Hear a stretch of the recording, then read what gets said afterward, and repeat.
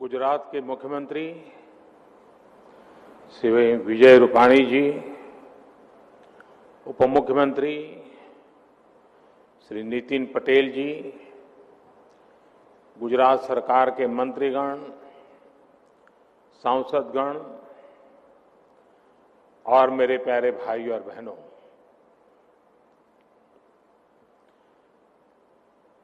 कियो कच्छी माड़ो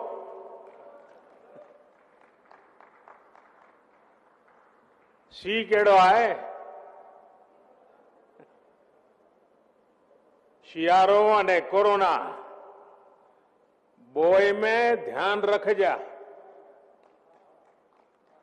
आज कच्छ अची मुके बेवड़ी खुशी थई रही है।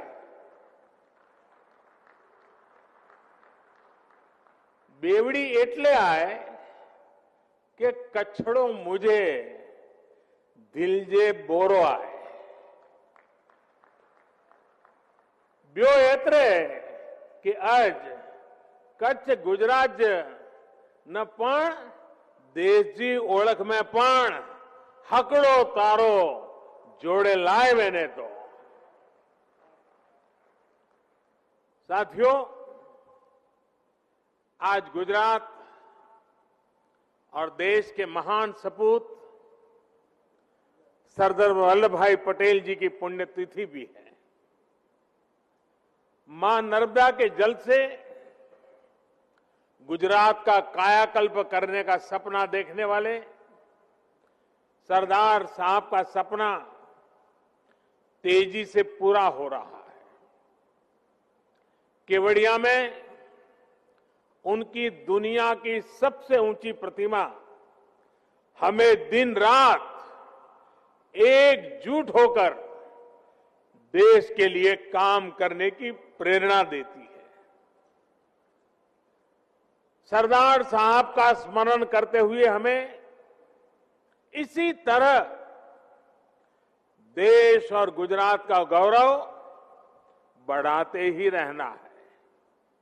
साथियों, आज कच्छ में भी नई ऊर्जा का संचार हो रहा है। सोचिए, हमारे कच्छ में दुनिया का सबसे बड़ा हाइब्रिड रिन्यूएबल एनर्जी पार्क, और ये कितना बड़ा है? जितना बड़ा सिंगापुर देश है, बहरीन देश है, लगभग उतने बड़े क्षेत्र में कच्छ का ये रिन्यूएबल एनर्जी पार्क होने वाला है। अब आपको अंदाज आता होगा कि कितना विशाल होने वाला है। 70,000 हेक्टेयर, यानी भारत के बड़े बड़े शहरों से भी बड़ा ये कच्छ का रिन्यूएबल एनर्जी पार्क। ये जब सुनते हैं ना, ये शब्द कान में पड़ते हैं, ये सुनकर कितना अच्छा लगता है। लगता है कि नहीं लगता है कच्छ वालों को? मन कितना गर्व से भर जाता है। साथियों, आज कच्छ ने न्यू एज टेक्नोलॉजी और न्यू एज इकोनॉमी दोनों ही दिशा में बहुत बड़ा कदम उठाया है। खावड़ा में रिन्यूएबल एनर्जी पार्क हो, मांडवी में डिसैलिनेशन प्लांट हो, और अंजार में सरहद डेयरी के नए ऑटोमेटिक प्लांट का शिलान्यास, तीनों ही कच्छ की विकास यात्रा में नए आयाम लिखने वाले हैं। और इसका बहुत बड़ा लाभ यहां के मेरे किसान भाइयों बहनों को, पशुपालक भाइयों बहनों को, यहां के सामान्य नागरिकों को और विशेषकर हमारी माताओं बहनों को होने वाला है। साथियों, मैं जब कच्छ के विकास की बात करता हूं तो मन में बहुत सारी पुरानी सारी यादें, सारी तस्वीरें एक साथ आने लगती है। एक समय कहा जाता था कच्छ इतनी दूर है, विकास का नामो निशान नहीं है, कनेक्टिविटी नहीं है, बिजली, पानी, सड़क चुनौती का एक प्रकार से दूसरा नाम ही ये था। सरकार में भी ऐसा कहा जाता था कि अगर किसी को पनिशमेंट पोस्टिंग देना है तो कच्छ में भेज दो, और लोग भी कहते हैं मुझे तो काला पानी की सजा हो गई। आज स्थिति ऐसी है कि लोग सिफारिश करते हैं मुझे कुछ समय कच्छ में मौका मिल जाए काम करने का। कुछ लोग तो ये भी कहते थे कि इस क्षेत्र में विकास कभी हो ही नहीं सकता। ऐसे ही हालत में कच्छ में भूकंप की त्रासदी भी आई। जो भी बचा खुचा था भूकंप ने वो भी तबाह कर दिया था। लेकिन एक तरफ माता आशापुरा देवी और कोटेश्वर महादेव का आशीर्वाद, तो दूसरी तरफ कच्छ के मेरे खमीरवंत लोगों का हौसला, उनकी मेहनत, उनकी इच्छा शक्ति। सिर्फ कुछ ही वर्षों में इस इलाके के लोगों ने वो कर दिखाया जिसकी कोई कल्पना भी नहीं कर सकता था। कच्छ के लोगों ने निराशा को आशा में बदला। मैं समझता हूं यही तो माता आशापुरा देवी के आशीर्वाद है। या निराशा का नाम नहीं, आशा ही आशा होती है। भूकंप में उनके घर भूकंप ने भले उनके घर गिरा दिए थे, लेकिन इतना बड़ा भूकंप भी कच्छ के लोगों के मनोबल को नहीं गिरा पाया था। कच्छ के मेरे भाई बहन फिर खड़े हुए, और आज देखिए इस क्षेत्र को उन्होंने कहां से कहां पहुंचा दिया है। साथियों, आज कच्छ की पहचान बदल गई है। आज कच्छ की शान और तेजी से बढ़ रही है। आज कच्छ देश के तेजी से विकसित होते क्षेत्रों में से एक अहम क्षेत्र बन गया है।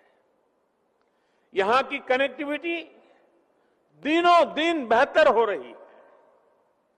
इस सीमावर्ती इलाके में लगातार पलायन, और पहले तो जनसंख्या का हिसाब देख लीजिए, माइनस ग्रोथ होता था, और जगह पे जनसंख्या बढ़ती थी, यहां कम होती थी क्योंकि लोग चले जाते थे।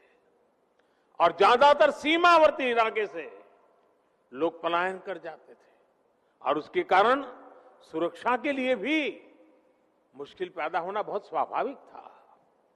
अब जब पलायन रुका है तो जो गांव कभी खाली हो रहे थे उनमें रहने के लिए लोग वापिस आते जा रहे हैं। इसका बहुत बड़ा प्रभाव, सकारात्मक प्रभाव राष्ट्रीय सुरक्षा पर भी पड़ा है। साथियों, जो कच्छ कभी वीरान रहता था, वही कच्छ देश और दुनिया के पर्यटकों का प्रमुख केंद्र बन रहा है।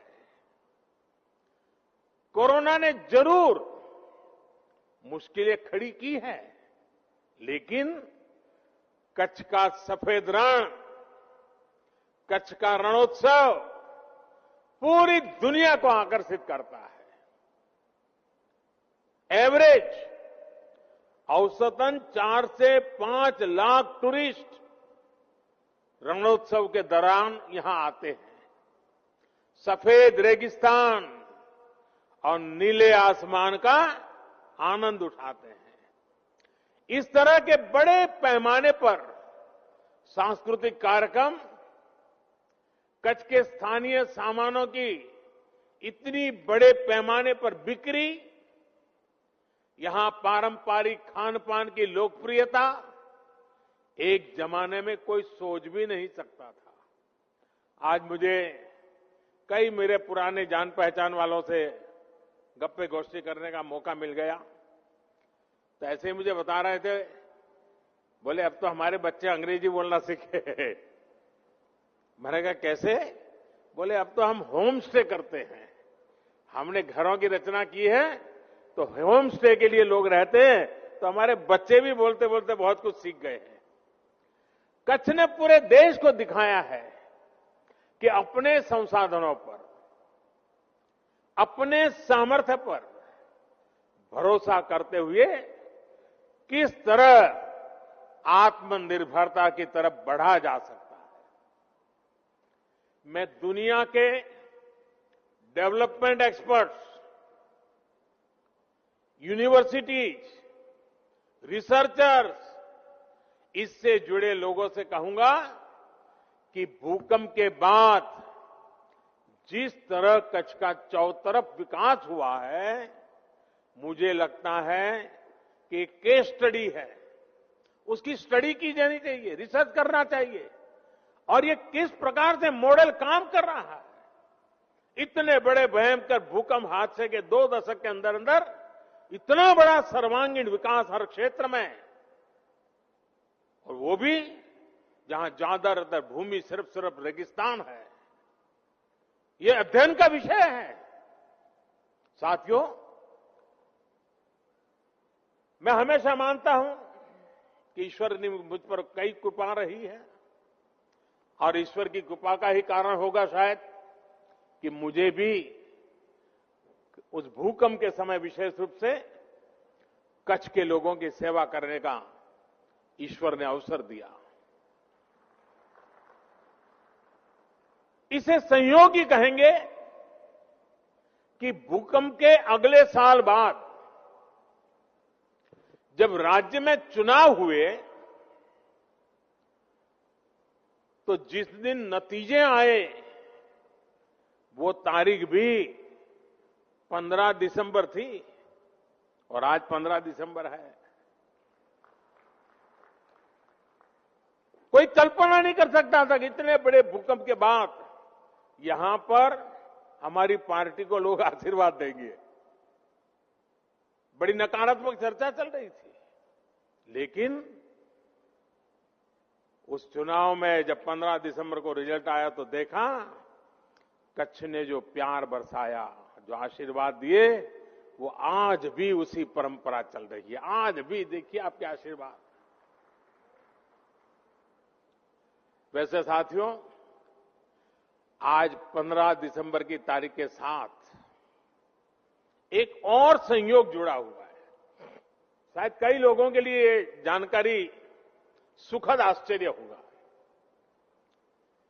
देखिए, हमारे पूर्वज भी कितनी लंबी सोच रखते थे, कितने दूर का सोचते थे। आजकल कभी कभी नई पीढ़ी की सोच वाले लोग पुराना सब निकम्मा है, बेकार, ऐसी बातें करते हैं ना। मैं एक घटना सुनाता हूं। आज से 118 साल पहले, 118 साल कोई कम समय नहीं होता है।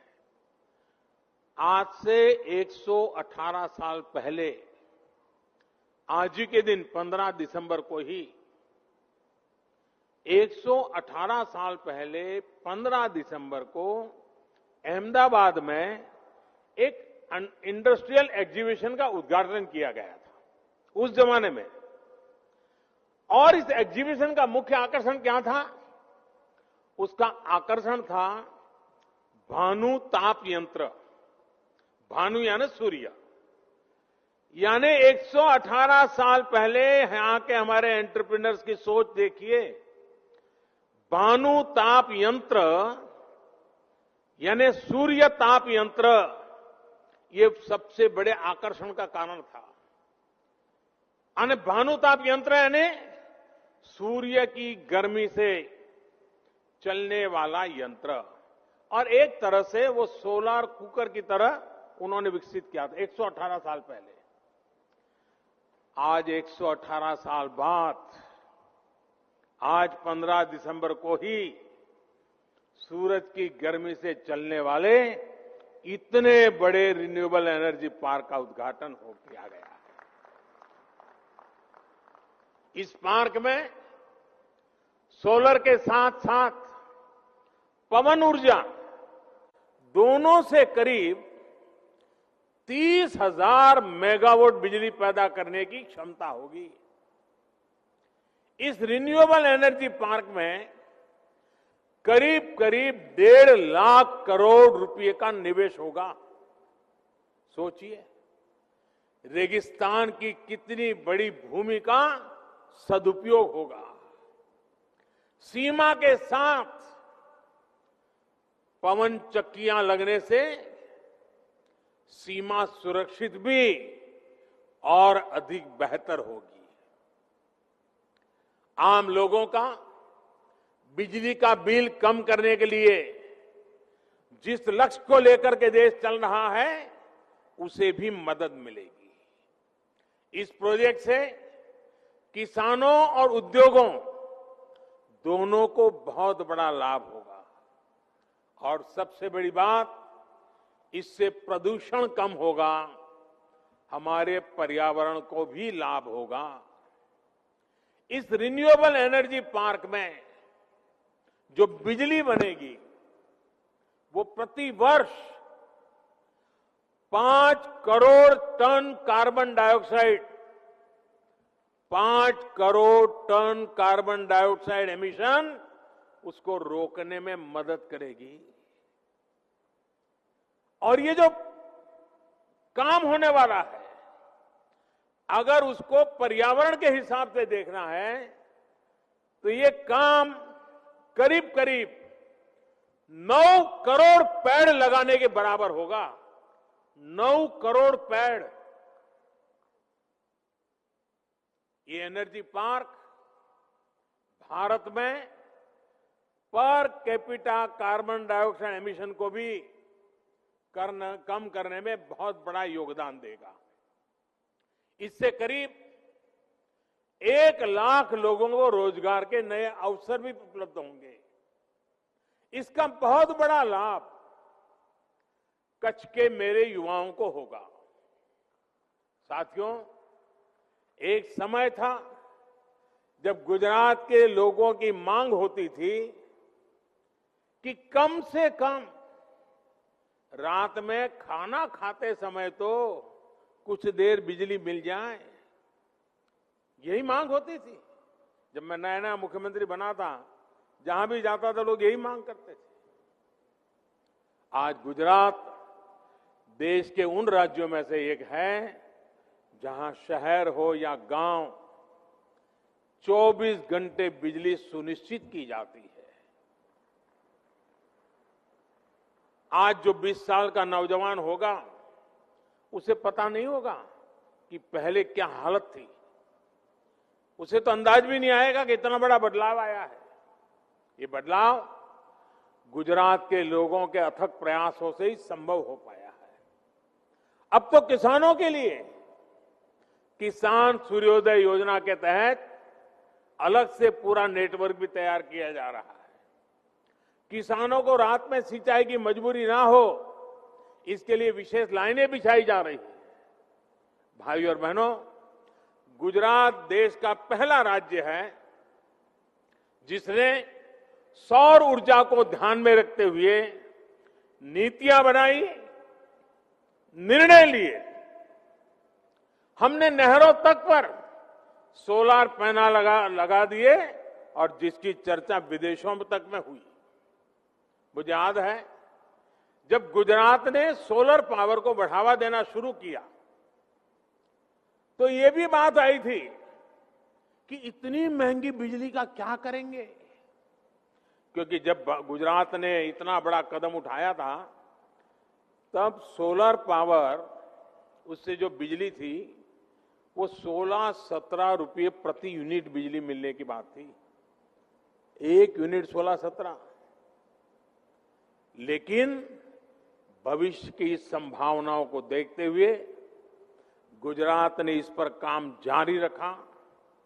आज वही बिजली गुजरात ही नहीं, पूरे देश में 2 रुपये 3 रुपये प्रति यूनिट बिक रही है। गुजरात ने तब जो काम किया था, उसके तब के अनुभव आज देश को दिशा दिखा रहे हैं। आज भारत रिन्यूएबल एनर्जी के उत्पादन के मामले में दुनिया की चौथी बड़ी ताकत है, दुनिया की। हर हिंदुस्तानी को गर्व होगा दोस्तों। बीते 6 साल में हमारी सौर ऊर्जा, उसकी हमारी क्षमता 16 गुना बढ़ गई है। हाल में एक क्लीन एनर्जी इन्वेस्टमेंट रैंकिंग आई है। इस क्लीन इन्वेस्टमेंट एनर्जी रैंकिंग जो है 104 देशों का मूल्यांकन हुआ और नतीजा ये निकला है कि दुनिया के 104 देशों में पहले 3 में भारत ने अपनी जगह बना ली है। क्लाइमेट चेंज के खिलाफ लड़ाई में अब भारत पूरी दुनिया को दिशा दिखा रहा है, नेतृत्व कर रहा है। साथियों, 21वीं सदी के भारत के लिए जिस तरह एनर्जी सिक्योरिटी जरूरी है, उसी तरह वाटर सिक्योरिटी भी महत्वपूर्ण है। और मेरा शुरू से कमिटमेंट रहा है कि पानी की कमी की वजह से न लोगों का विकास रुकना चाहिए और न ही किसी क्षेत्र का विकास रुकना चाहिए। पानी को लेकर भी गुजरात ने जो काम किया है, वो आज देश के लिए दिशा दर्शक बना है। एक समय था जब कच्छ में मां नर्मदा का पानी पहुंचाने की बात की जाती थी तो कुछ लोग मजाक उड़ाते थे। वो यही कहते थे तो राजनीतिक बातें हैं, होने वाला कुछ नहीं है। कभी कभी लोग कहते थे 600-700 किलोमीटर दूर मां नर्मदा, वहां से पानी यहां कैसे पहुंच सकता है? ये कभी भी नहीं होगा। आज कच्छ में नर्मदा का पानी भी पहुंच रहा है और मां नर्मदा का आशीर्वाद भी मिल रहा है। कच्छ का किसान हो या सरहद पर खड़ा जवान, दोनों के लोगों के पानी की चिंता दूर हुई है। यहां के लोगों की विशेष प्रशंसा करूंगा जिन्होंने जल संरक्षण को एक जन आंदोलन में बदल दिया। गांव गांव में लोग आगे आए, पानी समितियां बनी, महिलाओं ने भी मोर्चा संभाला, चेक डैम्स बनाए, पानी की टंकियां बनाई, नहरें बनाने में मदद की।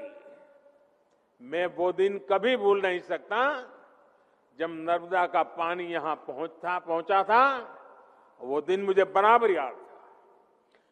जिस दिन मां नर्मदा का पानी पहुंचा, शायद दुनिया में कहीं पर भी कच्छी होगा, दुनिया में कच्छ के दूर सुदूर रहने वाला कोई कच्छी होगा। जब नर्मदा मां यहां कच्छ की धरती पर पहुंची थी, हर किसी की आंख में हर्ष के आंसू बह रहे थे। वो दृश्य मैंने देखा था।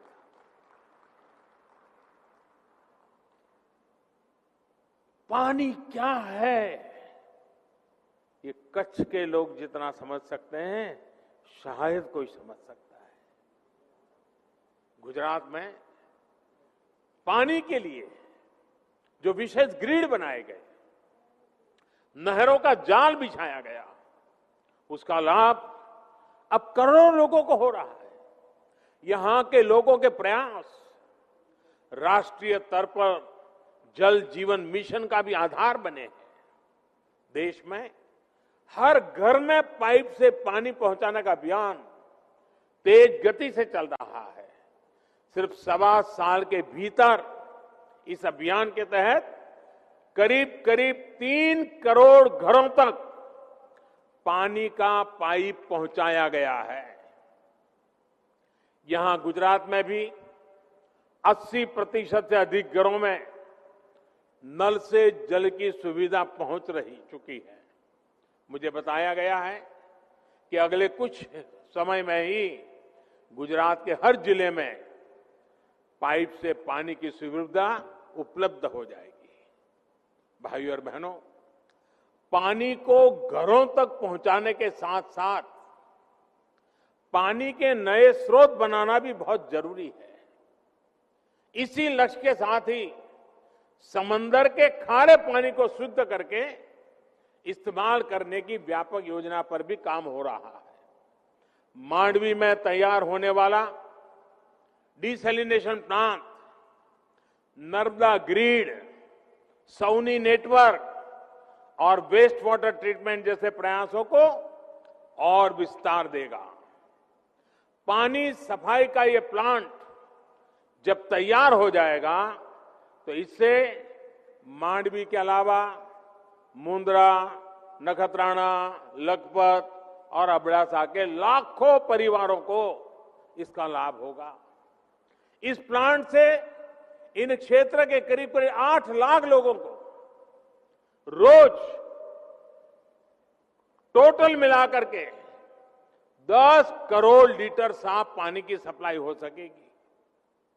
एक और लाभ ये होगा कि सैकड़ों किलोमीटर दूर से यहां आ रहा नर्मदा का पानी, उसका भी हम ज्यादा अच्छा सदुपयोग कर पाएंगे।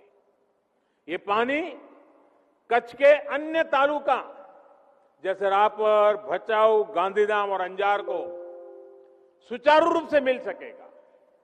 साथियों, कच्छ के अलावा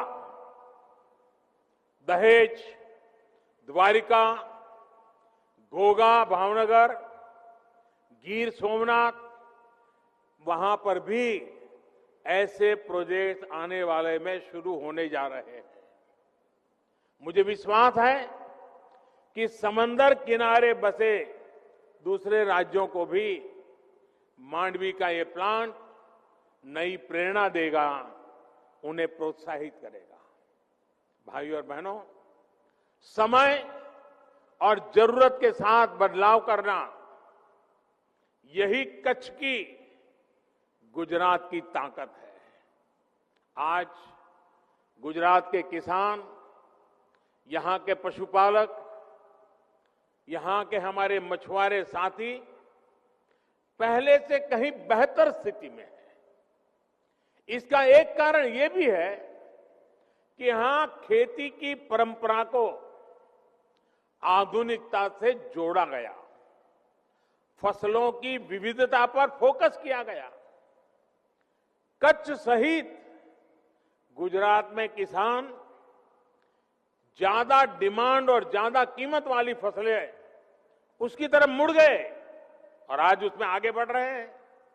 अब यही हमारे कच्छ में से देखिए, यहां के खेत उत्पादन विदेशों में एक्सपोर्ट हो, क्या किसी ने कभी सोचा था?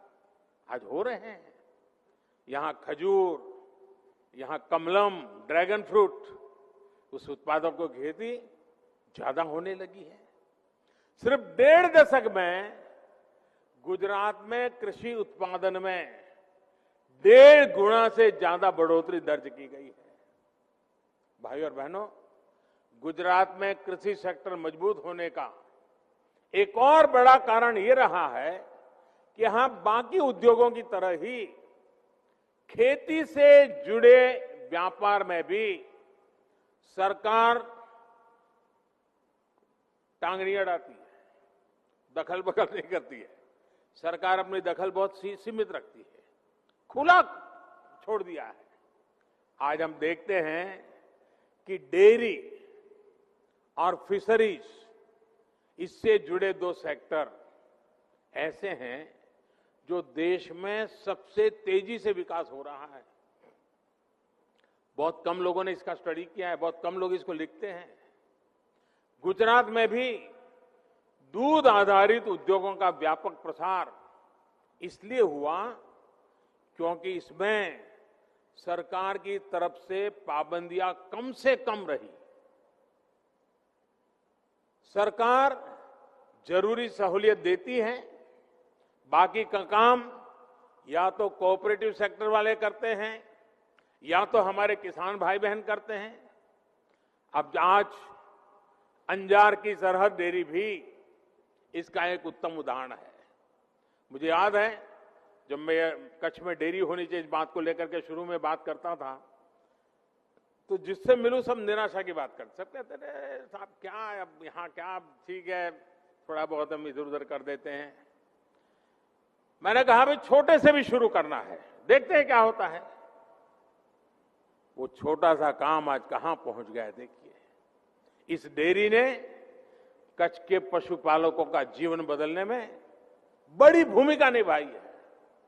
कुछ साल पहले तक कच्छ से, और वो भी बहुत कम मात्रा में, दूध को प्रोसेसिंग के लिए गांधीनगर की डेयरी में लाया जाता था, लेकिन अब वही प्रोसेसिंग अंजार के डेयरी प्लांट में हो रही है। इससे हर दिन ट्रांसपोर्टेशन में ही किसानों के लाखों रुपए बच रहे हैं। अब सरहद डेयरी के ऑटोमेटिक प्लांट की क्षमता और बढ़ने जा रही है। आने वाले दिनों में यहां का डेयरी प्लांट हर दिन 2 लाख लीटर ज्यादा दूध की प्रोसेसिंग करेगा। इसका आसपास के जिलों के पशुपालकों को बहुत लाभ होगा। यही नहीं, नए प्लांट में दही, बटर मिल्क, लस्सी, मक्खन, खोआ जैसे अनेक मिल्क प्रोडक्ट्स में वैल्यू एडिशन भी संभव हो पाएगा। साथियों, डेयरी सेक्टर में जिन पशुपालकों को लाभ हो रहा है उसमें से ज्यादातर छोटे किसान ही है। किसी के पास 3 पशु हैं, 4 पशु हैं, किसी के पास 5, किसी के पास 7, और ऐसा करीब करीब पूरे देश में ही है। यहां कच्छ की बन्नी भैंस, ये हमारी बन्नी भैंस तो दुनिया में अपना नाम कमा रही है। कच्छ में तापमान चाहे 45 डिग्री हो या फिर तापमान 0 से नीचे हो, बन्नी भैंस आराम से सब कुछ सहती है और बहुत मौज से रहती है। इसे पानी भी कम चाहिए और चारे के लिए वो दूर दूर तक चल करके जाने में बन्नी की भैंस को कोई दिक्कत नहीं होती। एक दिन में ये भैंस औसतन करीब करीब 15 लीटर दूध देती है और इससे सालाना कमाई 2 से 3 लाख रुपए तक की होती है। मुझे बताया गया है कि अभी हाल में ही एक बन्नी भैंस 5 लाख रुपए से भी ज्यादा में बिकी है। देश के और लोग सुनते होंगे, उनको आश्चर्य होगा, बन्नी की भैंस 5 लाख रुपया, यानी जितने में 2 छोटी कार खरीदें इतने में बन्नी की एक भैंस मिलती है। साथियों, साल 2010 में बन्नी भैंस को राष्ट्रीय मान्यता भी मिली थी। आजादी के बाद भैंस की ये पहली ब्रीड थी जिसे राष्ट्रीय स्तर पर इस तरह की मान्यता मिली। साथियों, बन्नी भैंस के दूध का कारोबार और उसके लिए बनी व्यवस्था यहां कच्छ में बहुत सफल रही है। देश में बाकी जगह पर भी दूध उत्पादक और दूध का व्यवसाय करने वाला प्राइवेट और कोऑपरेटिव सेक्टर दोनों एक दूसरे से जुड़े हैं और एक बेहतरीन सप्लाई चेन उन्होंने खड़ी की है। इसी तरह फल सब्जी से जुड़े व्यवसाय में भी ज्यादातर बाजारों पर सरकारों का सीधा दखल नहीं है। साथियों, यह उदाहरण मैं विस्तार से इसलिए दे रहा हूं क्योंकि आजकल दिल्ली के आसपास किसानों को भ्रमित करने की बड़ी साजिश चल रही है। उन्हें डराया जा रहा है कि नए कृषि सुधारों के बाद किसानों की जमीन पर दूसरे कब्जा कर लेंगे। भाइयों बहनों, मैं आपसे जानता हूं, क्या कोई डेयरी वाला आपसे दूध लेने का कॉन्ट्रैक्ट करता है तो आपकी गाय भैंस ले जाता है क्या? कोई फल सब्जी खरीदने का उद्यम करता है तो क्या आपकी जमीन ले जाता है क्या? आपकी प्रॉपर्टी उठा के ले जाता है क्या? साथियों, हमारे देश में डेयरी उद्योग का योगदान कृषि अर्थव्यवस्था के कुल मूल्य में 25% से भी ज्यादा है। ये योगदान करीब करीब 8 लाख करोड़ रुपए होता है। दूध उत्पादन का कुल मूल्य अनाज और दाल के कुल मूल्य से भी ज्यादा होता है। इस व्यवस्था में पशुपालकों को आजादी मिली हुई है। आज देश पूछ रहा है कि ऐसी ही आजादी अनाज और दाल पैदा करने वाले छोटे और सीमांत किसानों को क्यों नहीं मिलनी चाहिए? साथियों, हाल में हुए कृषि सुधारों की मांग बरसों से की जा रही थी। अनेक किसान संगठन भी पहले ही मांग करते थे कि अनाज को कहीं पर भी बेचने का विकल्प दिया जाए। आज जो लोग विपक्ष में बैठकर किसानों को भ्रमित कर रहे हैं, वो भी अपनी सरकार के समय इन कृषि सुधारों के समर्थन में थे, लेकिन अपनी सरकार के रहते वो निर्णय नहीं ले पाए, किसानों को झूठे दिलासे देते रहे। आज जब देश ने यह ऐतिहासिक कदम उठा लिया तो यही लोग किसानों को भ्रमित करने में जुट गए हैं। मैं अपने किसान भाई बहनों से फिर एक बार कह रहा हूं, बार बार दोहराता हूं कि उनकी हर शंका के समाधान के लिए सरकार 24 घंटे तैयार है। किसानों का हित पहले दिन से हमारी सरकार की सर्वोच्च प्राथमिकताओं में से एक रहा है। खेती पर किसानों का खर्च कम हो, उन्हें नए नए विकल्प मिले, उनकी आय बढ़े, किसानों की मुश्किलें कम हो, इसके लिए हमने निरंतर काम किया है। मुझे विश्वास है हमारी सरकार की ईमानदार नीयत, हमारी सरकार के ईमानदार प्रयास और जिसको करीब करीब पूरे देश ने आशीर्वाद दिए हैं, देश के हर कोने के किसानों ने आशीर्वाद दिए हैं। मुझे विश्वास है कि किसानों के आशीर्वाद की ये ताकत, देश भर के किसानों के आशीर्वाद की ताकत, जो भ्रम फैलाने वाले लोग हैं, जो राजनीति करने पर तुले हुए लोग हैं, जो किसानों के कंधे पर बंदूकें फोड़ रहे हैं, देश के सारे जागरूक किसान उनको भी परास्त करके रहेंगे। भाइयों बहनों, इसी के साथ मैं फिर एक बार कच्छ को अनेक अनेक बधाई देता हूं। अभी कुछ देर में जब मैं यहां आया हूं तो रणोत्सव के प्रति मेरा आकर्षण तो रहता ही है। कच्छ की विरासत, यहां की संस्कृति को नमन कर रहे एक और कार्यक्रम रणोत्सव का भी हिस्सा लूंगा। फिर से एक बार थोड़ा उस पल को जीने का प्रयास करूंगा। कच्छ के विश्व प्रसिद्ध व्हाइट डेजर की यादें भी अपने साथ फिर एक बार आज दिल्ली ले चला जाऊंगा। कच्छ विकास की नई ऊंचाइयां छूता रहे, मेरी हमेशा यही कामना रहेगी। मैं फिर एक बार आप सबको बहुत बहुत बधाई देता हूं, बहुत बहुत शुभकामनाएं देता हूं। बहुत बहुत आभार। बहुत बहुत बहुत धन्यवाद माननीय प्रधानमंत्री महोदय, आपका, आपके मार्गदर्शी और स्नेह सभर उद्बोधन के लिए।